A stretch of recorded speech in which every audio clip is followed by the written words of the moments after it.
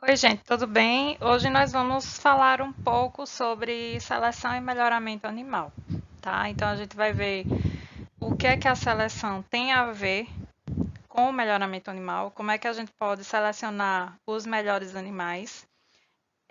Nós vamos ver qual é a relação entre acasalamento e seleção, os tipos de acasalamento que a gente pode encontrar e como é que a gente pode buscar o máximo de heterose. E a gente vai ver também o que é heterose, tá certo?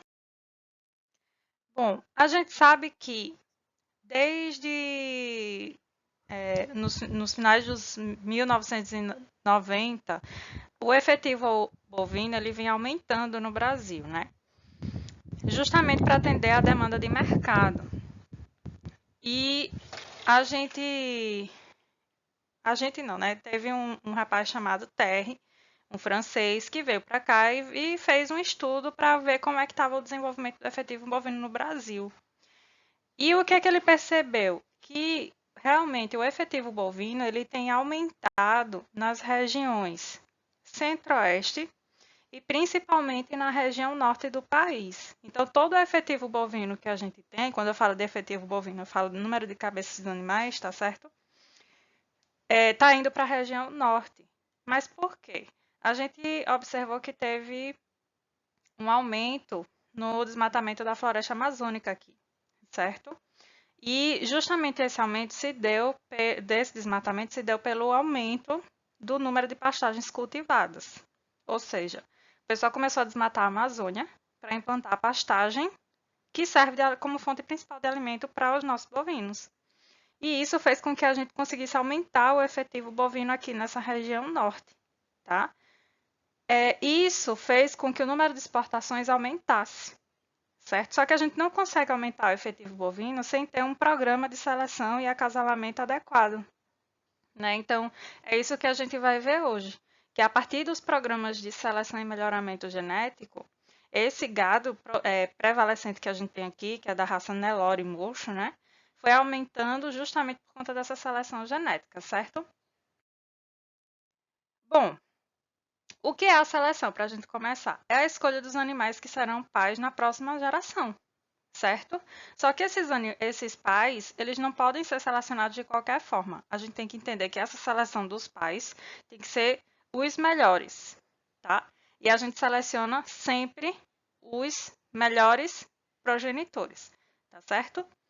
O cruzamento é o meio mais importante de se alcançar maior produtividade, utilizando o acasalamento entre raças diferentes. O que eu quero que vocês entendam? Que cruzamento e acasalamento são palavras diferentes, consequentemente, são coisas diferentes. Quando a gente fala cruzamento, a gente fala entre raças, tá certo? E vocês vão ver na próxima aula os tipos de cruzamentos que a gente tem. Quando a gente fala acasalamento, é simplesmente o ato da cópula, tá? É a união do gameta feminino com a união do gameta masculino. Então, o cruzamento ele é bem mais eficiente do que o acasalamento. Isso aí vocês vão ver mais para frente, tá certo? Mas não quer dizer que usando o acasalamento a gente não consiga selecionar os melhores, tá certo? A seleção e o cruzamento são palavras mágicas de melhoramento genético, certo? Então a gente tem que saber o momento certo em que a gente tem que selecionar e acasalar um animal ou cruzar animais, tá? Então, de novo, cruzamento é entre raças e seleção pode ser na mesma espécie, tá certo? Com a mesma raça, por exemplo. É apenas o ato, a união entre os dois gametas, tá? O objetivo da seleção é o aumento da herança desejável na população. E como é que a gente faz isso? Com aqueles dados de herdabilidade que a gente viu, tá certo? Então, todo animal herda os genes e todo animal repete aqueles genes nas próximas gerações. Então, através dos cálculos de herdabilidade e repetibilidade que a gente viu, a gente consegue aumentar essa seleção de uma forma desejável, tá certo? Então, o objetivo da seleção é sempre aumentar o que a gente chama de heterose, tá? E a escolha desses animais mais produtivos vai melhorar, consequentemente, a genética do rebanho, tá certo? Então a gente sempre tem que escolher os melhores. As progênies sempre têm que ser superiores às médias dos pais, tá certo? E uma ferramentazinha bem simples que a gente pode utilizar são as DEPs, que é a diferença esperada na progênie, tá certo? Qual é o problema disso? A gente só faz cálculos de DEPs com índices zootécnicos, tá? E a gente tem ausência de escrituração zootécnica e de índices zootécnicos na maioria, digamos assim, das produções aqui no Brasil. E isso dificulta essa seleção. Então, qual é o maior problema da seleção? Falta de índices zootécnicos pela ausência da escrituração zootécnica, certo? E a gente tem que entender que a avaliação fenotípica ela não é eficiente. A gente não pode selecionar um animal apenas pela produção, apenas pelo tipo de cor, apenas pelo, como é que eu posso dizer? Pelo formato da carcaça. Não dá.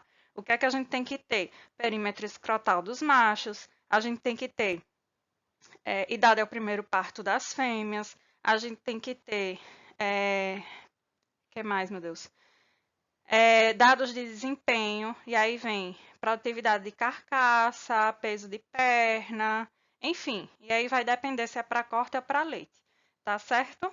Então, a gente não pode ficar só pelo olhômetro, que é a avaliação fenotípica. A gente tem que ter dados, para a partir dos dados a gente saber o que fazer e selecionar os melhores, tá certo? E não é necessário alto custo para investir em seleção. Hoje, uma forma bem simples de a gente fazer seleção é através de inseminação artificial, tá? A inseminação artificial, principalmente em tempo fixo e ATF, ela é muito simples pelo fato da gente induzir o cio da fêmea e colocar o espermatozoide direto no aparelho genital feminino, tá certo? Ou no útero, né? Da fêmea. Então, no aparelho reprodutor, no caso, feminino. Então, é muito simples a gente fazer isso, né? Não é necessário um custo altíssimo. O caro da inseminação artificial não é o sêmen. Tem sêmen que custa R$13. Não precisa ser um sêmen internacional dos melhores produtores para a gente ter uma seleção eficiente, tá certo? Isso foi muito bem comprovado aqui em Alagoas, por exemplo, lá na família Amaral. Hoje eles exportam genética e o sêmen que eles compravam lá era em média de R$15 o valor do sêmen. E lembrando que uma ampolinha de sêmen dá para inseminar várias vacas, né? Então, o caro não é o equipamento, o custo de investimento da inseminação artificial, por exemplo. O caro é você ter um programa, na verdade, um planejamento e investir nos índices zootécnicos. O caro é o manejo, tá certo? Bom, escolha na hora da seleção. Primeiro lugar, a gente sabe que aqui no Nordeste a gente tem um probleminha, não é um probleminha, a gente tem uma dificuldadezinha um pouquinho maior por conta do nosso clima. A gente entende que aqui no Nordeste a gente tem época seca e época chuvosa. É diferente no Sudeste, que eles têm primavera, verão, outono e inverno. Tá entrando até no outono agora, né? E o povo tá brincando, ou tô na casa, ou tô no quarto, ou tô no banheiro, ou tô na sala agora nessa quarentena, né? Mas a gente não tem essas estações do ano, certo? O que é que a gente tem? Ou época chuvosa ou época seca. Aqui, ou chove em 3 meses e passa o resto do ano sem chover, ou então não chove em época nenhuma do ano, ou então às vezes a gente não sabe nem definir o que é época chuvosa, né? Porque chove tudo num dia e depois não chove mais. Então a gente tem que tomar muito cuidado com a seleção na hora da escolha da raça que a gente vai introduzir, tá certo? E aí fica, né, o questionamento. Uma raça, ela tem que ser zebu ou ela tem que ser europeia? Não necessariamente tem que ser zebu ou europeia, tá certo? Ela pode ser uma raça mestiça, tá? Inclusive aqui no Nordeste a gente tem muito produtor com raça mestiça, que é justamente misturando as duas. A Girolando é uma mistura da Gir com a holandesa. Então, a gente tem melhores dados de desempenho com a Girolando, melhores intervalos entre partos, melhor produtividade do leite, tá certo? Então, não necessariamente tem que ser uma ou outra, pode ser uma raça mestiça. A escolha dos reprodutores é muito importante, porque são eles que vão doar metade do material genético, tá certo? E as matrizes também. Existe a possibilidade de não ter reprodutor? Existe. A gente pode trabalhar, por exemplo, somente com sêmen que são importados de algum lugar, tá certo? Não tem problema. Então, não necessariamente tem que ter um reprodutor na propriedade. O que é que a gente tem que ter? Um rufião.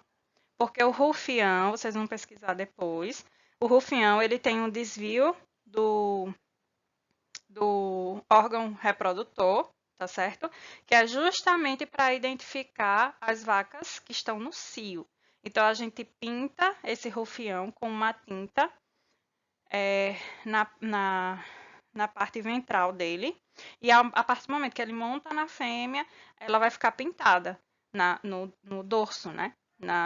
No bumbum, aqui na região do bumbum. Então, a gente já identifica que aquelas fêmeas que estão pintadas, elas estão no cio. E aí sim a gente pode usar uma biotecnologia, como por exemplo a inseminação artificial. Então, não necessariamente a gente precisa usar, por exemplo, um reprodutor com monta controlada, tá certo? A inseminação artificial hoje está, digamos assim, muito bem apoiada. Bom, aqui a gente tem um lindo e maravilhoso Nelore, certo? Onde a gente utiliza muito essa raça para corte, né? Então, quando vocês veem aquele rebanhozinho bem branquinho, todo homogêneo, todo igual, é justamente dessa raça. Essa raça é uma raça zebu, tá certo? Ela é bem adaptada, é bem rústica, mas ela tem o quarto traseiro enxuto e descarnado. E isso faz com que a qualidade da carne desse animal seja muito boa, tá certo? Lembrando, animais zebus têm essa característica de cupim, tá certo? Muito bem. E a gente trabalha muito com animais mestiços ou puro por cruza. Aqueles rebanhos bem branquinhos, bem homogêneos que vocês enxergam por aí nas fazendas, vêm através do que a gente chama de consanguinidade, tá certo? A gente faz, na verdade, uma endogamia. São cruza entre parentes, tá? E o pessoal introduz geralmente um puro de origem para depois, através das gerações, geralmente até a quinta geração, ganhar um puro por cruza. E aí a gente vai ver isso mais na frente, tá certo? Utilizando o puro de origem, a gente consegue aumentar a heterose desse animal. Aqui no Brasil, a gente teve ótimos resultados com Nelore mocho. O mocho, mais uma vez, né, é a ausência de chifres. Então, através de seleção de animais que não tinham chifre, a gente conseguiu no puro por cruza, aumentando a heterose até chegar no Nelore mocho. Então, não é necessário mais fazer a discórnia desses animais. Eles já nascem sem os chifres. Qual é o cuidado que a gente tem que ter? É época seca. Geralmente, isso aqui é o que acontece, tá certo? São partos não programados, onde os neonatos surgem justamente na época que não tem volumoso, que não tem alimento. E aí isso causa perda de peso corporal, animais desnutridos, e isso gera problemas para a produção. Muito bem. Então, aqui está o nosso Nelore mocho, tá certo? O que é que a gente sempre espera de um animal de corte? É ter um quarto traseiro bem desenvolvido, né? E um perímetro escrotal adequado, tá certo? Geralmente os machos a gente seleciona para corte, tá? Mas ultimamente tem muita gente também utilizando fêmeas por conta do ciclo ser mais rápido do que os machos. Mas lembrando, o desenvolvimento ponderal, que a gente chama, em fêmeas, é menor do que os machos, tá certo? Muito bem, aqui tem a nossa linda girolando, certo? Então, é um animal que a gente obteve através da cruza do Gir com a holandesa, e hoje aqui em Alagoas a gente prioriza girolando, tá certo? A gente vê que o desenvolvimento do Uber e dessas vacas girolando realmente são bem desenvolvidos, produzem cerca aí de 23 litros de leite vaca a dia. Mas existem outras raças sintéticas também que são provenientes de cruzamentos, tá certo? Não de seleção. Essa daqui é a BBB, que é a Blue Belgian Bull, tá certo? Ou azul belga. Ele surgiu através do cruzamento da Shorton com o Charolais e a holandesa. E a gente vê realmente um animal bem robusto. Ele chega a pesar aproximadamente 900 quilos, de 700 a 900 quilos. Já tem registro de animal pesando 1 tonelada, mas a gente vê que o desenvolvimento dele é para corte. Jamais a gente vai utilizar um animal desse para realizar monta controlada, tá certo? Esse tipo de raça a gente faz seleção através de inseminação artificial. Um animal desse não consegue cobrir, tá? Bom, para cada situação, o produtor deve ter em mente as seguintes respostas. Primeiro, o que é que eu estou procurando? Se eu estou procurando produzir leite, se eu estou procurando produzir corte, ou se eu estou procurando produzir animais de elite. E aí, quando a gente trabalha com elite, o tratamento é totalmente diferenciado, tá certo? Depois, a gente tem que ver o que é que vai fazer com a geração F1, que é a primeira geração, e o que vai fazer com a segunda geração. A gente não pode simplesmente descartar animais, tá certo? Então, a gente tem que ver o que é que a gente vai estabelecer de endogamia, o que é que a gente vai estabelecer desses animais com a cruza. Tem gente que não sabe, não faz esse planejamento, o que é que faz? Primeiro lote que nasce e vende tudo. E aí, realmente, não tem como fazer um programa de seleção dessa forma, tá certo? Bom, qual foi a problemática disso tudo, né? A gente entende que o melhoramento genético é necessário, que o melhoramento genético realmente veio para melhorar muita coisa, para aumentar a produtividade, aumentar o efetivo bovino, melhorou a exportação, mas, como tudo na vida, gerou uma consequência, né? O que foi que houve? A gente começou a perder os padrões genéticos nativos, das raças nativas. Então, as raças nativas entraram em extinção, tá certo?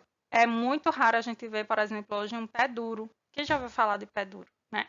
Ninguém ouve falar de um pé duro. Só existe aqui em Alagoas e no Ceará. Né? Aqui em Alagoas, no centro Xingó de convivência com semiárido.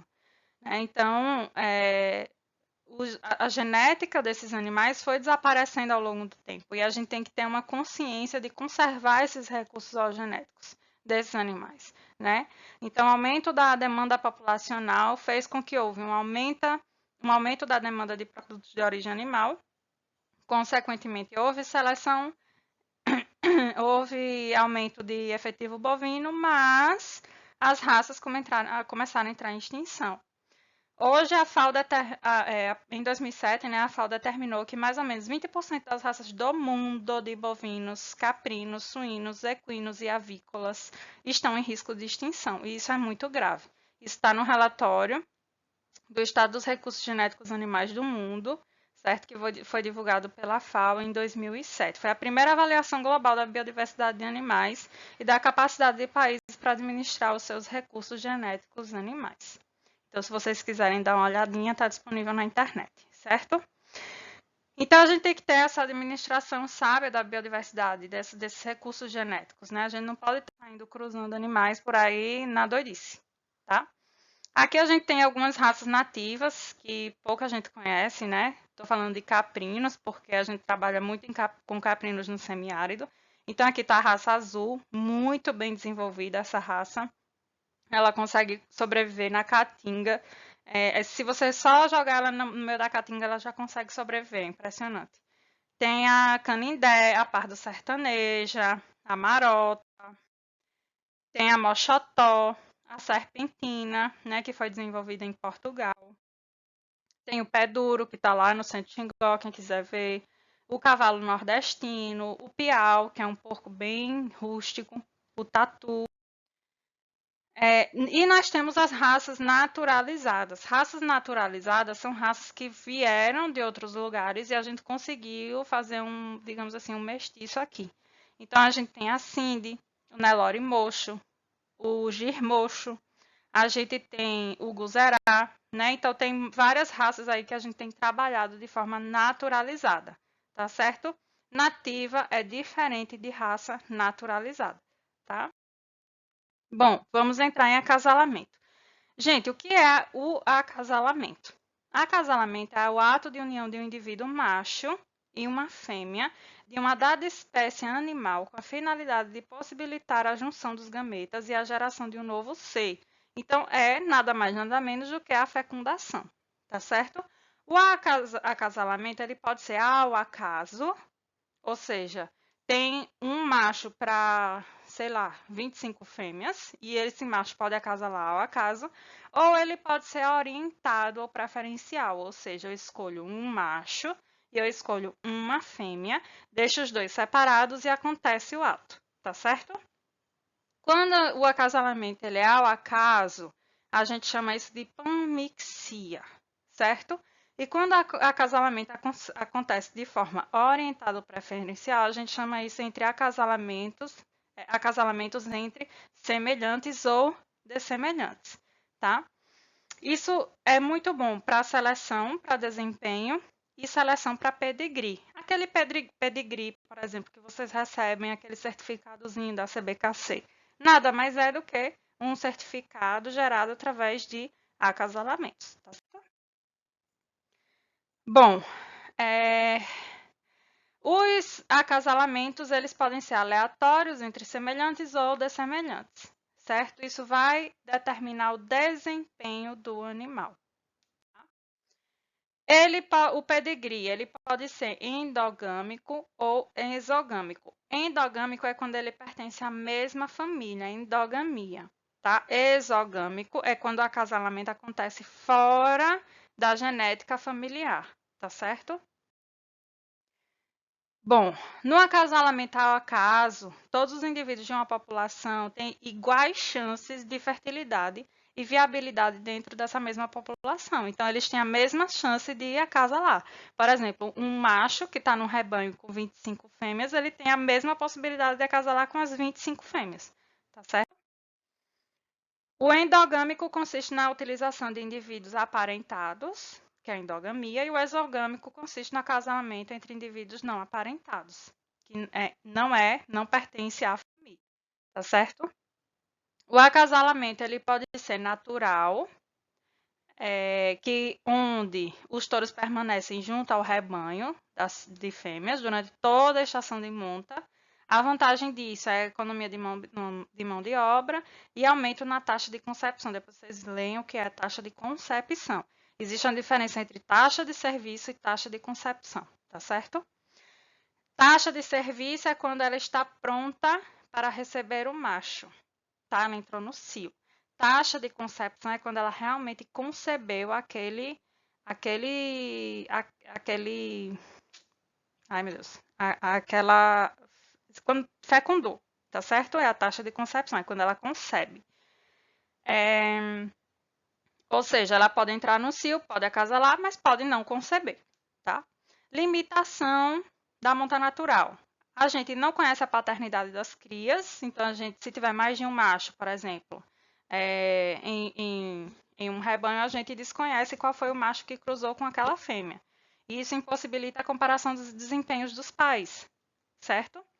E há um maior desgaste dos animais devido ao aumento repetido de cobrições. Isso é estressante para o animal. Ele tenta, não consegue, tenta de novo, não consegue, tenta de novo, não consegue, e isso gera um estresse para o animal, certo? Na monta controlada, é diferente. O touro é mantido separado das vacas e quando uma fêmea é detectada no cio, ela é levada para junto do touro e permanecem juntos até que seja coberta, certo? Vantagem. Possibilita o conhecimento da paternidade, então a gente sabe qual é o pai, qual é a mãe, e causa menor desgaste dos animais. Qual é a limitação? Acontece erros na detecção do cio, principalmente se a gente usa um rufião. Às vezes o rufião ele sobe em cima da fêmea sem a gente ter certeza se aquela vaca está no cio ou não. Às vezes são utilizadas fêmeas também como rufião, com utilização de hormônios, né? Isso erra muito. E há uma maior demanda na mão de obra, porque tem que separar os animais, tem que ter um lugar só para eles, etc. e tal, certo? Para isso, chegou a inseminação artificial, que nada mais é do que a deposição mecânica do sêmen no aparelho genital da fêmea. Então, a inseminação artificial hoje realmente tem muitas vantagens. Dentre elas, a gente consegue melhores oportunidades de melhoramento do desempenho produtivo do rebanho, mediante a utilização do sêmen de reprodutores com alto potencial genético e previamente testados. Então, a gente evita disseminação de DSTs, certo? Ou seja, doenças sexuais sexualmente transmissíveis entre animais. E evita a disseminação de doenças sexualmente transmissíveis que eu acabei de falar, né? Bom, o que é que a gente espera de uma seleção? Acurácia, tem uma boa precisão. Eficácia de seleção, certo? E a gente faz isso através de estimadores, tá? Ou preditores. Quais são eles? A gente tem o BLUP, o BLUE e as DEPs. O BLUP é o melhor preditor linear não viesado, certo? Ele expressa o fenótipo do animal. O BLUE é o melhor estimador linear não viesado. A gente trabalha com efeitos fixos, não é com fenótipo. Já as DEPs são as diferenças esperadas nas progênies. Então, a gente tem essas três ferramentas aí que podem auxiliar a gente para acurácia na seleção. Então, vocês têm um exercício aí para fazer sobre heterose, tá certo? O que é que eu quero mostrar para vocês? Como é que a gente determina a heterose? A heterose é a média da geração F1 menos a média dos pais dividido pela média dos pais vezes 100, tá certo? E a gente tem o grau de heterose que vai até 100%. Vocês vão calcular a heterose deste indivíduo aqui, tá? A gente vai trabalhar com bezerros com peso aos 90 dias de nascidos, ou seja, em processo de desmame, tá? Aqui a gente tem a média da geração F1, que é 105 quilos, e a média e o peso dos pais, tá certo? Então, o peso da mãe, 90 quilos, peso do pai aos 90 dias, tá certo, gente? Isso é escrituração zootécnica. Peso do pai aos 90 dias, 110 quilos. Então, vocês vão calcular a heterose a partir desses dadozinhos aqui, vão aplicar na fórmula e vão mandar o resultado pelo portal online, tá bom? Bom, todo programa de melhoramento, para a gente finalizar, deve visar a melhor qualidade dos animais em termos de produtividade, como também maior qualidade do produto oferecido. Lembrando que todo o processo, todo o sistema produtivo leva a uma finalidade, que é carne, leite ou derivados, tá certo? E devemos conservar para manter a diversidade, quer seja genética, social, cultural, econômica, para garantir as futuras tendências e globalizar o desenvolvimento, não as suas formas, tá certo? Então, conservar recurso genético animal é muito importante para manter essa diversidade. Senão, cai diversidade, a gente fica somente com produtividade, monogâmicas, e aí o que é que a gente tem? Doenças, tá certo? Então, para evitar doenças, vamos trabalhar com conservação genética. Tá, gente? Eu espero que vocês tenham gostado. Qualquer coisa, eu estou à disposição para tirar qualquer dúvida de vocês, tá certo? Representantes podem estar entrando em contato comigo. E bons estudos, beijos e tchau, tchau.